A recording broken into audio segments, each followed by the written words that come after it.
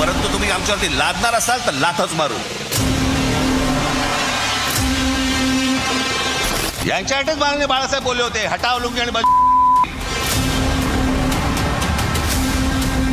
16 तारीख को मुंबई के महापौर की कुर्सी पे आई लव महादेव वाले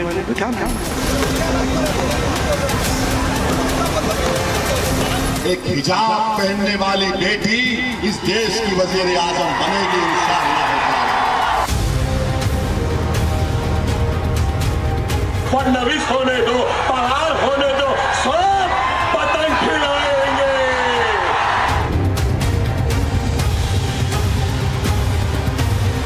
तो बीजेपी को बड़ा हमने किया है, हमारी बिल्ली हमसे में आओ.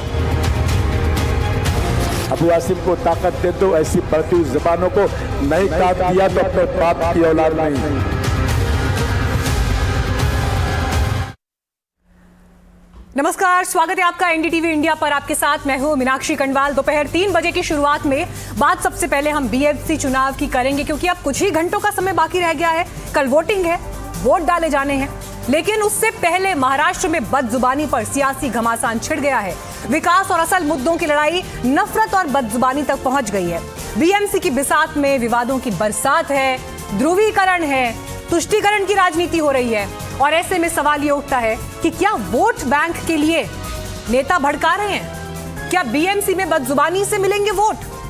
असल मुद्दों से भटकाने वाले नेता कौन है? क्यों इस तरह की बयानबाजी हो रही है? और नफरत की ये राजनीति आखिर कब तक होती रहेगी? और सबसे बड़ा सवाल, धर्म और जाति के नाम पर क्यों एक बार फिर से ये बांटने और काटने की सियासत शुरू हो गई है? तो इसी मुद्दे पर एक बड़े पैनल के साथ आज बीएमसी चुनाव से पहले हम चर्चा करेंगे. लेकिन सबसे पहले आपको सुना देते हैं, सभी मेहमानों को भी आप इस वक्त स्क्रीन पर देख रहे हैं. हमारे साथ इस वक्त शाइना इनसी जुड़ गई हैं, अबू आजमी समाजवादी पार्टी से हैं, तो वहां से हमारे साथ अजीज खान साहब भी जुड़ गए हैं, और हमारे साथ एआईएमआईएम के प्रवक्ता भी इस वक्त इस बातचीत में जुड़ रहे हैं. बीजेपी से विश्वास पाठक आ गए हैं, आदिल हसन एआईएमआईएम से. आप सभी का स्वागत करती हूँ. लेकिन सबसे पहले आपको समाजवादी पार्टी के नेता अबू आजमी का बयान सुनवाते हैं. लेटेस्ट क्या कहा है उन्होंने? हम अपने पैसे से मस्जिद बना सकते हैं, अपनी नमाज पढ़ सकते हैं. यहाँ का मंत्री बोलता है सर कि कुरान शरीफ पढ़ना है तो पाकिस्तान में जाके पढ़ो, बोलता है ना. अबू आसिम को ताकत दे दो, ऐसी बढ़ती हुई जबानों को नहीं काट दिया तो अपने बाप की औलाद नहीं. एक मंत्री है, नेपाली दिखता है, टिंगना सा है, अरे बोलता है कि मस्जिद में घुस के मुसलमानों को मारूंगा. क्या हम हिजड़े हैं? क्या मारेगा तू? इतनी ताकत तेरी है? पुलिस को हटा दे और आप मस्जिद में घुस के देख ले क्या हालत तेरी होती है. आज तक पूरे हिंदुस्तान में किसी मुसलमान ने यह कहा क्या कि मैं मंदिर में घुसकर कुछ करूंगा? किसी मुसलमान ने मंदिर के बाहर चिल्लाया क्या कि आओ तुमको यहां पर नारे तकबीर अल्लाह अकबर बोलना पड़ेगा? बोलो, कभी सुना आपने? आज रामनवमी अगर आएगी ना तो हम ठंडा पानी लेके खड़े रहते हैं, और ये गुंडे टाइप के लोग अपने सरों पर बड़ा बड़ा गमछा बांध के आएंगे और वहां कहेंगे इस देश में रहना है तो वंदे मातरम पढ़ना पड़ेगा.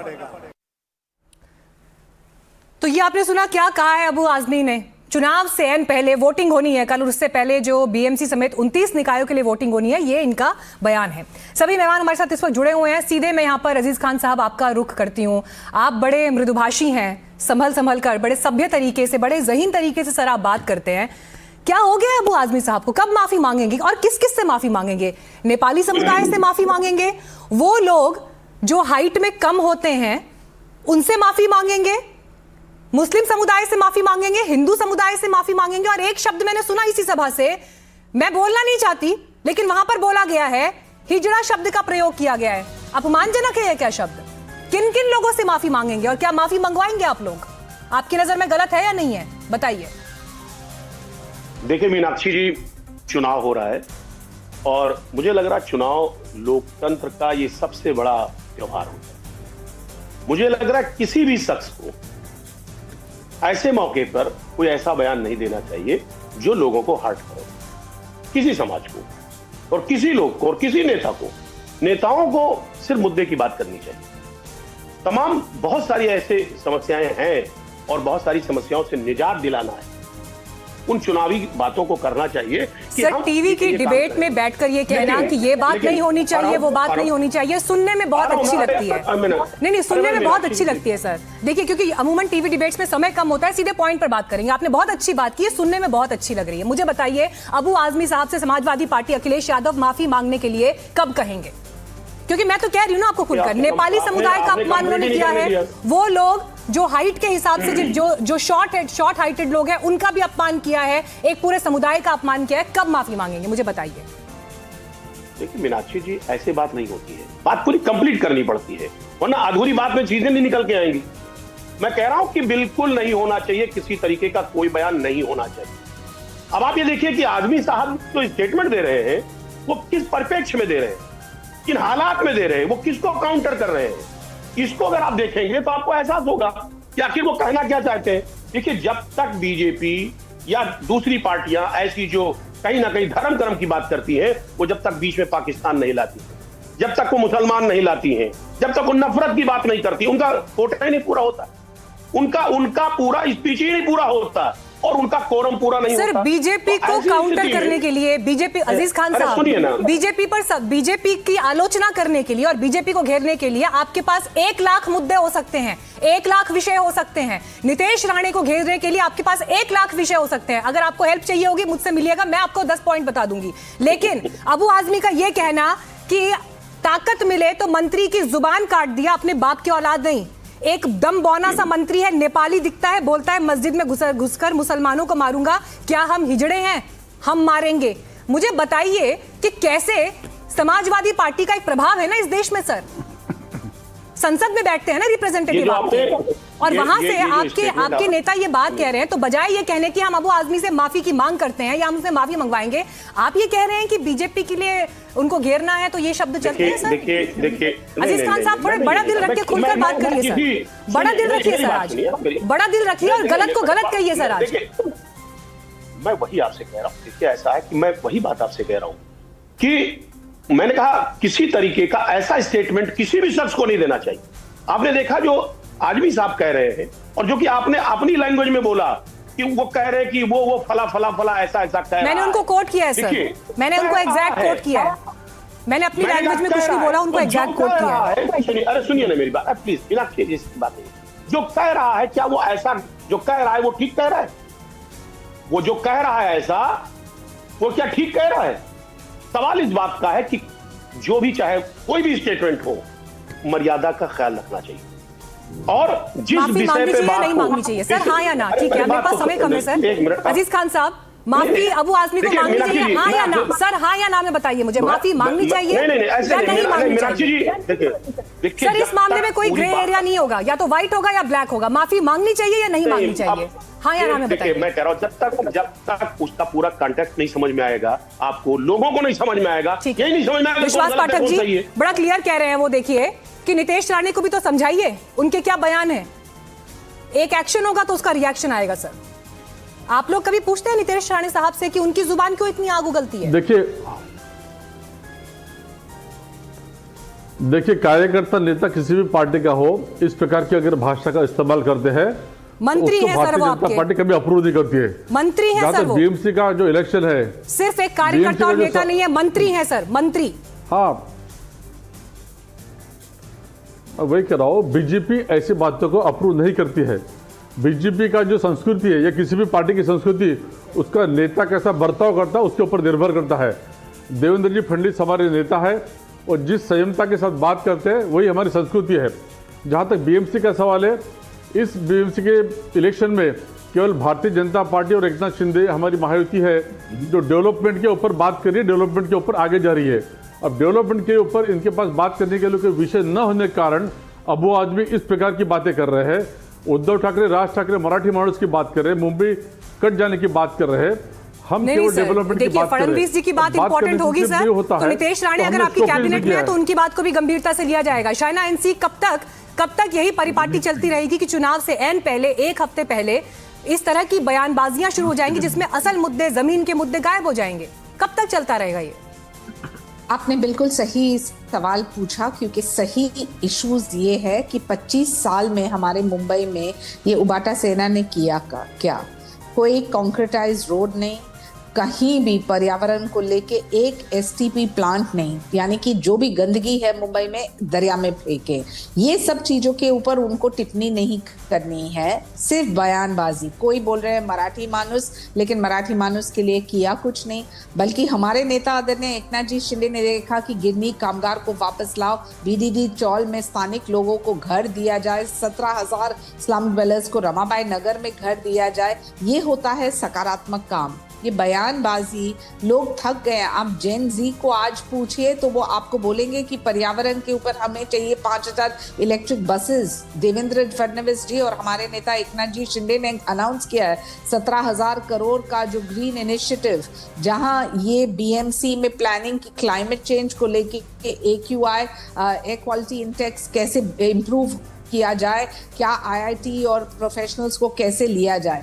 तो ये जो कटेंगे बटेंगे, मारेंगे पीटेंगे, आपको दिखाएंगे, आप यहाँ से आते हैं, किसी को बॉडी शेम करना किसी को शोभा नहीं देती है, क्योंकि महाराष्ट्र की संस्कृति सभ्यता हमेशा। शाइना जी, मुझे बड़ी खुशी है कि आपने जिन पॉइंट्स को हाईलाइट किया वो बड़े रेलेवेंट पॉइंट्स हैं, और कम से कम अगर बीएमसी और नगर पालिका चुनावों की बात हो रही है तो इन ग्राउंड इश्यूज की बात होनी चाहिए। लेकिन अगर नितेश राणे, जो आपके ही सरकार में मंत्री हैं, आपकी सहयोगी दल से आते हैं, अगर वो ये कहेंगे कि गोल टोपी वाले वोट नहीं देते, हरे सांप शब्द का वो इस्तेमाल कर रहे हैं, इस पर तो शाइना जी मतलब ये तो अनएक्सेप्टेबल है। और इस पर भीतर कोई चिंतन नहीं होता, पार्टी के अंदर, गठबंधन के अंदर कोई चिंतन नहीं होता। मैं सिर्फ शिवसेना और आदरणीय एकनाथ जी शिंदे ने ये पूरे इलेक्शन में सिर्फ विकास के मुद्दे को लेके लोगों से विनती की है कि आप वोट कीजिए। वैसे आप देखेंगे तो देवेंद्र फडणवीस, एकनाथ जी, हमारे महायुति के रैली में 90% फोकस था सिर्फ डेवलपमेंटल एजेंडा पे, 10% भी नहीं कि ये टिप्पणी के ऊपर। इन्होंने क्या क्या शब्दों का इस्तेमाल किया है, बोला है कि बीजेपी कमाटीपुरा में धंधा करते हैं, बोला है लुंगी पुंगी रसमलाई मच्छर, इस स्तर पे भी उतरे हैं। और मैं वो स्पर्धा में नहीं जाना चाहती हूँ कि वो स्पर्धा में ट्रॉफी देना है तो अविनाश आघाड़ी को ही दीजिए, क्योंकि उनकी जीत हुई है, हमारी जाल। कोई ऐसा दल नहीं है, कोई ऐसा गठबंधन नहीं है, कोई ऐसी पार्टी नहीं है जिसके नेता के इस तरह के बयान सार्वजनिक मंच पर ना हो, चुनाव से 24 घंटे पहले भी। क्या अब यही तरीका रह गया है वोट हासिल करने का? मैम, आप तो जान ही रही हैं कि अबू आजमी भाजपा के पेरोल पे वो आदमी है। जहां जहां मुस्लिम वोटर है उसके इलाके में वहां कैंडिडेट ये आदमी देता है। लोकसभा में 1200-1500 वोट लाया, लेकिन भाजपा का पेरोल पर है। ईडी का जांच हो रहा है, सब रुका हुआ है। ईडी के जो ऑफिसर है उनको पता नहीं मुंह में दही जम गई है कि मोतियाबिंद हो गया है कि कुछ काम नहीं कर रहे हैं। उनके अबू आजमी की कंस्टिट्यूएंसी में देखिए कि डंपिंग यार्ड बना गया। पूरे महाराष्ट्र में मैं कैंपेन किया, मुंबई में जहां जहां मुसलमानों की, दलितों की बस्ती है, वहां पे ड्रेनेज का प्रॉब्लम, वाटर रोड पर आ रहा है, सकड़ा रोड है, टॉयलेट नहीं है, ड्रिंकिंग वाटर नहीं है। और 25 साल से बीएमसी में शिवसेना है, मलाई तो भाजपा भी तो खाई है साथ में। वही मातोश्री में तो देवेंद्र फडणवीस से लेकर पूरी भाजपा नतमस्तक रहती थी। वही एकनाथ शिंदे तो वहीं से निकले हैं ना। तो मलाई खाने वक्त तो इन लोग महबूबा मुफ्ती के साथ सरकार बना लेते हैं। आपने देखा है महबूबा मुफ्ती के साथ सरकार बनाए। विश्वास पाठक जी, सत्ता के लिए कहीं भी जा सकते हैं इन लोग, भाजपा लोग। विश्वास पाठक जी तो भाजपा के पेरोल पर है, सब ईडी की जांच रुकी हुई है। चुनाव में जहां जहां बोला गया मुस्लिम को डिवाइड करने के लिए खड़ा कर दिया। ठीक है, विश्वास पाठक जी एक एक करके हाँ जवाब दीजिए। पाठक साहब। मीनाक्षी जी, बात ये सही है कि एक उद्धव बालासाहेब ठाकरे की शिवसेना और भारतीय जनता पार्टी का अलायंस था। अलायंस के तक हमारा एक अंडरस्टैंडिंग था कि देवेंद्र फडणवीस जी मुख्यमंत्री बनेंगे, पूरे महाराष्ट्र में वो राज करेंगे, और बीएमसी हमने उनके लिए छोड़ दी थी। 2017 में चाहे तो हम हमारा भी महापौर बना सकते थे, हमारे भी 82 थे, लेकिन हमारी जो भूमिका थी एक रक्षक की भूमिका थी। राज पूरा उद्धव ठाकरे कर रहे थे, इसलिए गत 25 साल में उन्होंने जो भी किया उसके लिए वो जिम्मेदार है। आज मुंबई की जो हालत बनी है, पॉट होल्स रहो, पानी का सीवेज के प्रश्न रहो, ट्रांसपोर्ट रहो, उसके लिए पूरी तरह से उद्धव ठाकरे, बालासाहेब ठाकरे ये उसके लिए जिम्मेदार है। ठीक है, अजीज खान जी को स्क्रीन पर लेकर आइए। अजीज खान जी, अभी आदिल हसन ने क्लियर कट बोला है अबू आजमी तो बीजेपी के पेरोल पर काम कर रहे हैं, समाजवादी पार्टी को फायदा पहुंचाने की जगह नुकसान ज्यादा पहुंचा रहे हैं। मीनाक्षी मैम 10 सेकंड एक सेकंड वो रिस्पॉन्ड कर रहे हैं, आपके पास बात करने दे, अब 1 मिनट बात करने दे। बोले देखिए ऐसा है कि मीनाक्षी जी, आप देखिए मीनाक्षी जी, मैं नहीं कह रहा, ये पूरा देश कह रहा है, और अब तो दुनिया में भी चर्चा है कि एमआईएम किसकी टीम है और किससे जुड़ी हुई है और किसके लोग हैं। ये मुझे कुछ नहीं बताना। बता रहे हैं आप, उनको बी टीम बता रहे हैं। अरे सुनिए ना, हम नहीं बता रहे, हम थोड़ी बता रहे, लोग बता रहे, जनता बता रही है, क्योंकि कौन किसके लिए काम कर रहा है। अब पूरे देश में चुनाव होता है, किसका वोट काटा जाता है, कहां पर उसे शिफ्ट किया जाता है, किन किन परिस्थितियों में क्या, हम उसमें चर्चा नहीं करना चाहते, क्योंकि ऐसे लोगों का जवाब देना मैं बहुत मुनासिब नहीं समझता। लेकिन अभी जो हमारे साथी प्रवक्ता जो बात कर रहे हैं बीजेपी के, मैं एक बात बता दूं, एक शब्द भी ये नीतीश राणा के ऊपर नहीं बोले कि उनके स्टेटमेंट में नहीं इन्होंने स्टेटमेंट दिया कि जिस तरह उन्होंने तमाम ऐसी बातें बोली है, ऐसी तमाम, सुनिए ना मेरी बात, ऐसी तमाम बातें जो वाकई में इंसान को शर्मिंदा कर दे, इंसान को शर्मिंदा कर दे, ऐसे ऐसे स्टेटमेंट दिए गए, कोई डेवलपमेंट की बात नहीं होगी। ठीक है विश्वास पाठक जी, ये क्या कोई बीजेपी में क्या कोई रेस चल रही है कि क्या कौन सबसे ज्यादा तीखा बयान देगा, हिंदुत्व का सबसे बड़ा पोस्टर बॉय बनकर कौन उभरेगा? बीजेपी के भीतर क्या ये रेस चल रही है क्या? नितेश राणे के जो बयान है, कहीं पर तो पार्टी के भीतर, आप लोगों के भीतर कोई चिंतन होता होगा इन चीजों को लेकर। विश्वास पाठक जी, ये सवाल जरूर आपसे चिंतन होता है। मैं वापस कह रहा हूँ, इस प्रकार के बयान के लिए भारतीय जनता पार्टी अप्रूव नहीं करती है। हमारी जो संस्कृति है, देवेंद्र फडणवीस जी जो हमारे मुख्यमंत्री, हमारे जो नेता है, वही हमारी संस्कृति है। नहीं सर, लेकिन ये बात सर थोड़ा समझ में कम आ रही है, क्योंकि अगर वो कि कोई एक आम कार्यकर्ता होते तो अलग बात थी, जो मंत्री पद लेकर बैठे हैं, जो कैबिनेट में है सर, अगर उनकी बात के लिए भी आप कह रहे हैं कि ये उनकी अपनी बात हो सकती है, आप सिर्फ उसी बात को सही मानिए जो फडणवीस साहब कह रहे हैं, तो ये बात सर थोड़ा सा हल्की पड़ रही है मेरे ख्याल से। कम से कम नितेश राणे को अगर लेकर बात हो रही है तो इस पर क्लियर कट बात आपकी तरफ से आनी चाहिए। शाइना एनसी, कितना बड़ा दुर्भाग्य इसको महाराष्ट्र का समझा जाए, बीएमसी जो कि कम से कम एशिया की सबसे रिचेस्ट कॉर्पोरेशंस में से आती है, सबसे ज्यादा टैक्स जहां से लोग भरते हैं, वहां पर बरसात के मौसम में क्या होता है ये आप हमसे पूछिए, हम लोग खबर नवीस हैं, हमें पता है वहां पॉट होल्स की कितनी स्टोरीज करते हैं, और इस बार भी कितने लोगों की मौतें हुई हैं। And it is very unfortunate कि आज उन गड्ढों में गिरकर महाराष्ट्र, मुंबई के कितने लोगों की मौत हुई है, इस पर बात नहीं हो रही है। किसने हरी टोपी पहनी है, कौन भगवा झंडा लेकर खड़ा है, कौन क्या बोल रहा है, कौन हिंदू की बात कर रहा है, कौन मुसलमान की बात कर रहा है, ये बात महाराष्ट्र के टॉप नेता कर रहे हैं, मुंबई के टॉप लीडर्स कर रहे हैं। कितना बड़ा दुर्भाग्य है ये मुंबई का, महाराष्ट्र का। मीनाक्षी जी, आप बिल्कुल सही बोल रहे हैं, क्योंकि खड्डे मुक्त मुंबई, हमारे नेता आदरणीय एकनाथ जी शिंदे ने ये आश्वासन दिया है, फेज 1 फेज 2 खत्म भी हुआ है।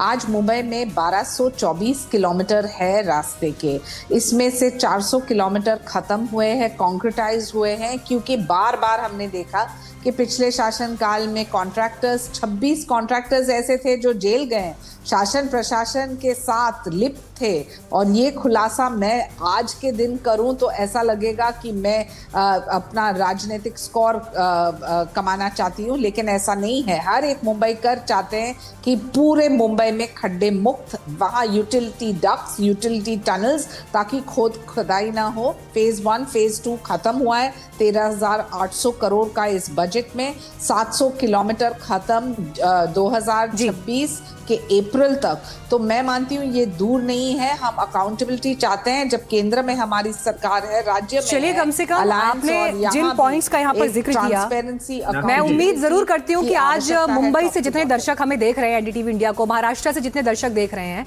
कम से कम आप सबको जब इस पैनल पर बैठे हुए मुंबई महाराष्ट्र की बात करते हुए सुन रहे हैं बीएमसी इलेक्शन की, अब जो जिन बातों का आश्वासन आप लोगों ने दिया है चुनाव से पहले, कम से कम उस पर भरोसा रखें।